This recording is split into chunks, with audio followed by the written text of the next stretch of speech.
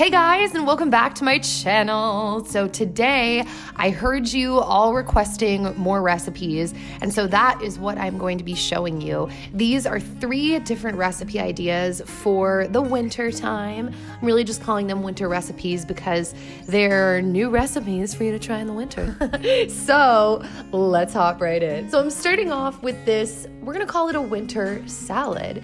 And I'm gonna be taking this olive oil and pouring it into a little bowl, and I'm gonna be coating a sweet potato, just brushing the olive oil all over the sweet potato. And then I am taking some pepper and some salt and just going all over the sweet potato. So after I put salt and pepper all over my sweet potato, I just chopped it up, which, side note, I realized I totally could have diced this up and then tossed it in a bowl with some oil and some salt and pepper. But you know, you learn as you go, and this is just what I happened to do. So once I did that, I actually got some water boiling to make some quinoa on the stove. So I used these garden veggie cubes. These are just little veggie broth cubes, and I heated this up in some water because that's what I am going to be making my quinoa in. I always make my rice and quinoa in veggie broth.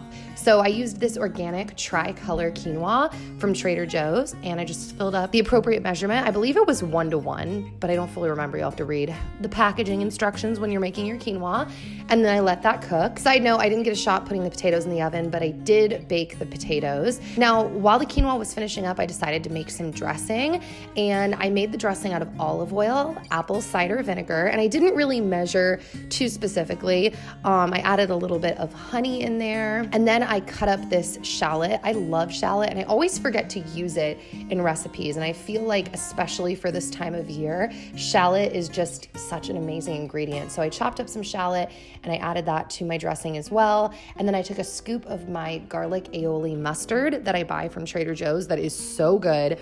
I put that in there, added some pepper, added some salt. Side note, I will say I maybe added a little bit too much apple cider vinegar, although not that that matters because I didn't give you exact measurements, but this was really good. So then I set that aside to sit and meld together all of the flavors, and then I chopped up my green apple for the salad. And then at this point, by the way, I had pulled the quinoa off of the stove, so I threw my apples in the mix with the quinoa. My mouth is watering watching this on a side note. I guess that's not a side note because we're literally cooking. But then I chopped up some green onions. I love green onions. Like, you'll see me, I use green onions a couple times in this video. Actually, I think I use green onions for every single recipe.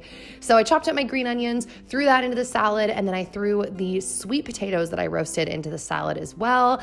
And then I'm always looking for a reason to add more herbs, especially cilantro. So I chopped up some cilantro, threw that on top too.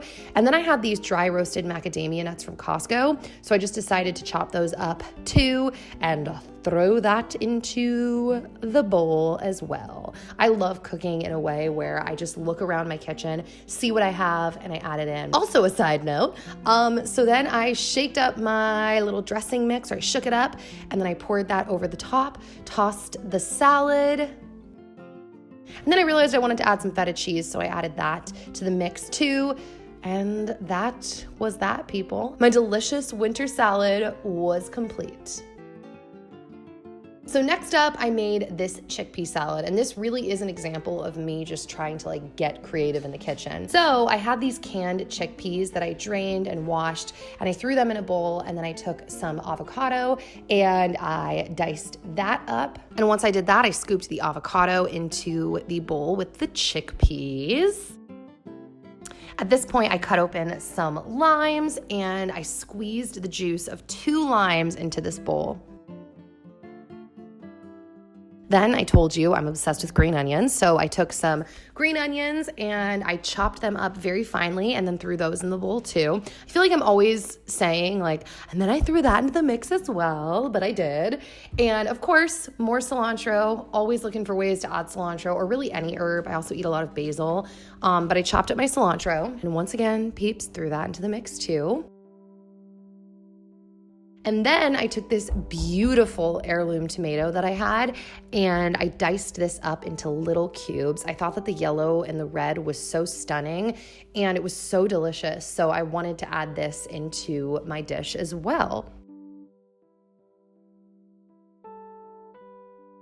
Then I added a bunch of pepper and some salt. You guys know that I go very heavy with the pepper when I'm putting tomatoes in a dish. I think that pepper is like made to go with tomatoes.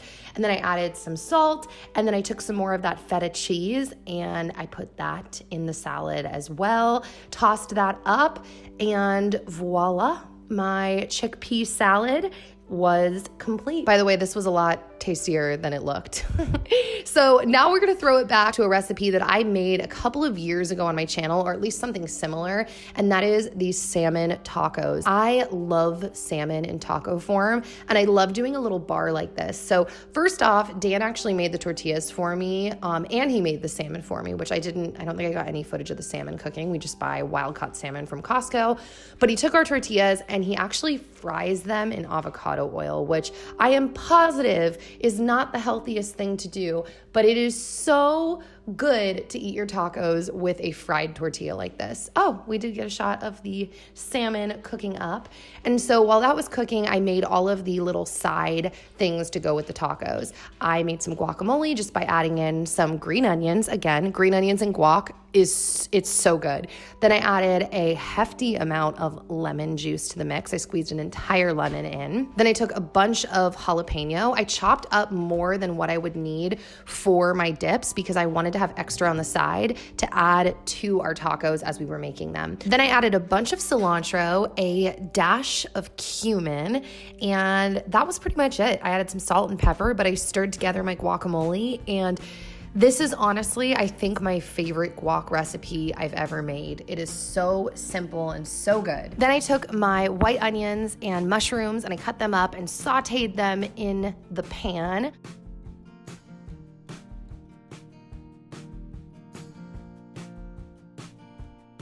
Then I decided to make some pico on the side, so I chopped up some cherry tomatoes, added more jalapeno, cilantro, some of the white onion that I had chopped up, and then I stirred that all together with some salt and some pepper. And this pico, I devoured every last drop of it. It was amazing. So even though we have pico, I like also making some just like smooth salsa on the side too. So I took some of these diced tomatoes with green chilies and I poured them in my little Ninja blender, and then I added all the rest of the ingredients, which was cilantro, white onions, 2 cloves of garlic, once again a hefty amount of lemon juice, and then I added probably a couple tablespoons of olive oil, and then I just kind of pulsed that together in the blender. I did add salt and pepper as well, and I pulsed that in the blender until it was complete.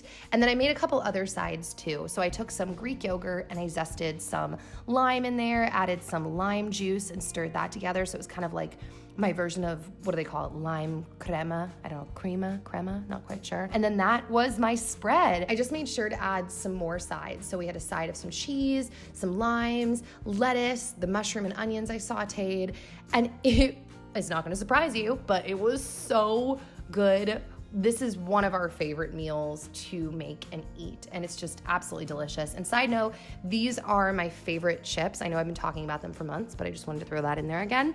So I hope you guys enjoyed this video. I've really been appreciating your guys' comments on my latest videos. I know I've been doing a lot of blabbering on this channel, and I like interacting with you guys. It's been cool to read your thoughts. So I will see you back here soon. I'm like laughing at myself. I sound so corny, but it's true. I'll see you guys back here soon with another video, and yeah, okay, bye.